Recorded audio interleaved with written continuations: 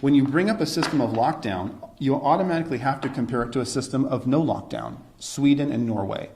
I'm Norwegian. Norway has lockdown. Norway has lockdown, Sweden does not have lockdown. What happened in those two countries? Are they vastly different? Did Sweden have a massive outbreak of cases? Did Norway have nothing? Let's look at the numbers. Sweden has 15,322 cases of COVID. They did 74,600 tests, which is 21%, similar to the other countries, 21% of all those tested came out positive for COVID. What's the population of Sweden? About 10.4 million. So if we extrapolate out the data, about 2 million cases of COVID in Sweden. They did a little bit of social distancing. They would wear masks and separate. They went to schools, stores were open.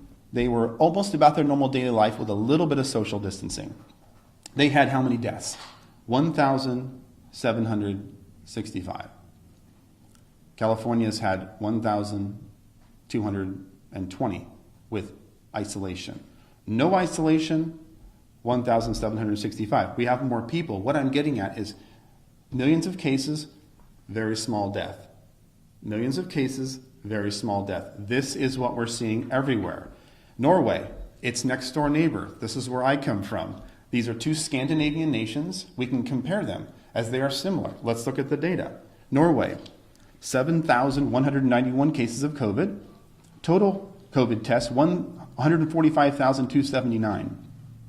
So they came up with 4.9% of all COVID tests were positive in Norway. Population of Norway, 5.4 million. So if we extrapolate the data as we've been doing, which is the best we can do at this point, they have about 1.3 million cases. Now their deaths as a total number were 182, fairly small, but statistically insignificant from 1,700, you realize. Millions of cases, small amount of deaths. 1,700, 100, these are statistically insignificant.